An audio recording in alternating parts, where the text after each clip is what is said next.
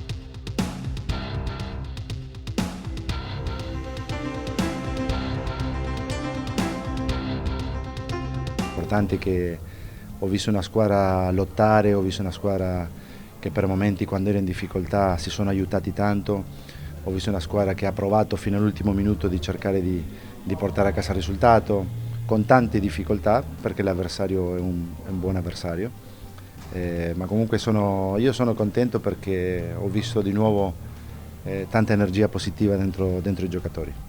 Lahko smo razočarani, ker smo bili boljša ekipa na igrišču, imeli smo več šans, Olimpija v bistvu iz ene neke priložnosti zadela in lahko nam je žal, ker bi nas ta zmaga pripeljala više. Ampak kaj čemu, zdaj ta derbi je za nami in moramo izkoristiti na to pauzo, da se dvignemo in da začnemo neko serijo zmag. No, zdaj sledi reprezentančni premor, potem pa gremo skupaj novim zmagam naproti, ker mi smo Maribor.